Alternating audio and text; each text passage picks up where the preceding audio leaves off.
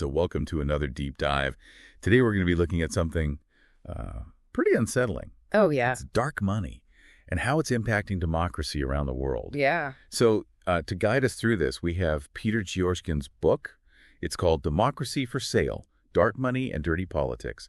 And by the end of this deep dive, you'll understand how these tactics are being used Right. and how we can all fight back against it. Yeah. One of the things that Geoghegan really emphasizes is that it's not just about the illegal stuff.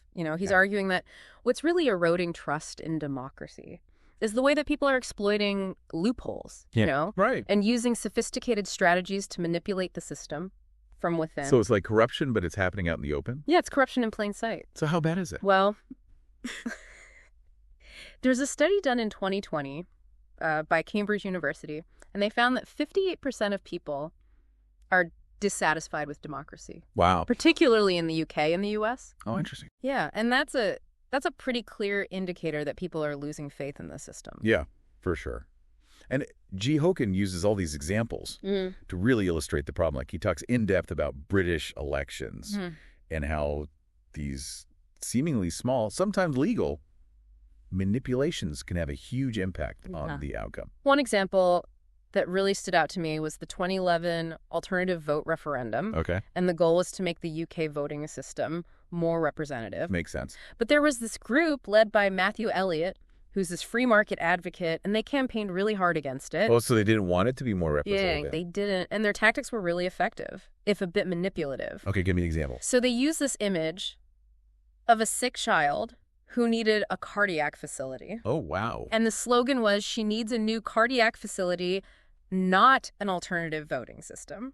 So like a real emotional appeal. Yeah, playing on people's heartstrings. Wow. And it worked. The referendum was defeated. Jeez. But what's really troubling is that it wasn't technically illegal. Oh, so like there was a gap in the law Yeah. that they exploited? Yeah, the UK has pretty weak regulations around third-party campaigning. It's like the rules of the game are rigged.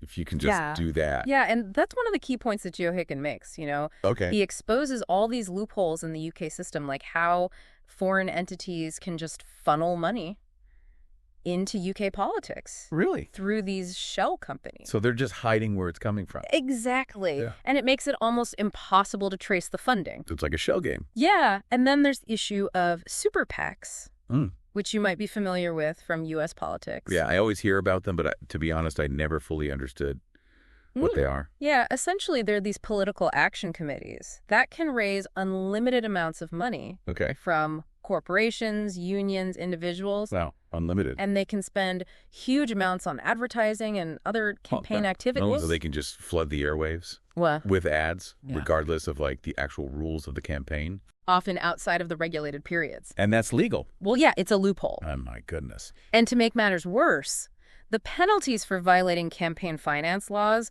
are often just a slap on the wrist. So there's no real consequences. Yeah, no real deterrent. This is really disheartening. People are losing faith in the system. Bad actors are exploiting these loopholes, and there's no accountability for people who break the rules. Yeah, and what's really concerning is that this isn't just a UK problem. Oh, so this is happening in other countries. Yeah, this is happening globally. Wow. Geoghegan makes it clear that these tactics are being used all over the world.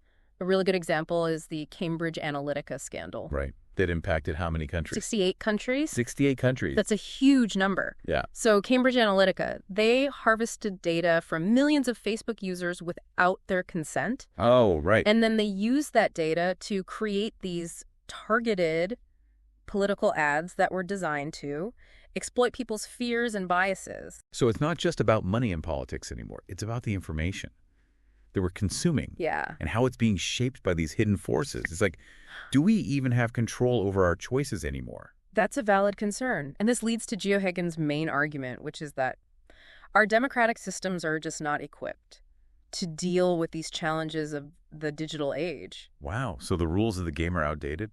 Yeah, basically. Right. The rules that were designed to ensure fair play are just not keeping up with technology. Yeah, that makes sense. It's kind of scary to think that information itself can be like a weapon. And Geoghegan uses a really relevant example to make this point. The UK government's handling of the COVID pandemic. Yeah, the pandemic really, I guess you could say, exposed the vulnerabilities of democratic systems.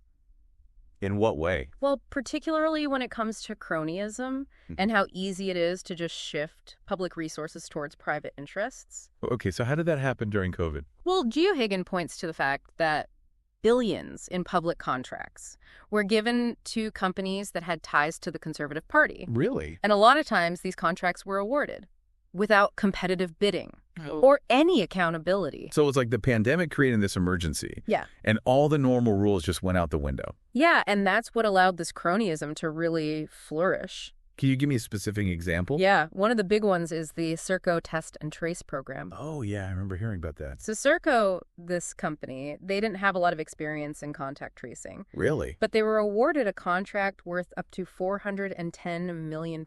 Wow. And then they ended up subcontracting a lot of that work, which led to like a really chaotic and inefficient system. It seemed like they were just prioritizing connections over competence. Exactly. Wow. And then there's Dito Harding. She was appointed to lead the NHS Test and Trace program. What's her background? Well, she had previously been the CEO of TalkTalk. And during her time there, they had this huge data breach. Oh, so she didn't have a good track record when it came to data. Security. Not really, but despite that, she was put in charge of this massive health data program. It's like they weren't even trying to hide it. It seems like they just didn't care. And then later on, she was appointed to lead the National Institute for Health Protection. And again, with no experience. And again, without any competitive hiring process. It just doesn't. It makes you wonder if they were even trying to make the best decisions for public health. Yeah, and Geohagen argues that the pandemic Yeah. really became this case study in how cronyism can just thrive when oversight is weak. Okay, so we've painted this pretty bleak picture. Mm-hmm.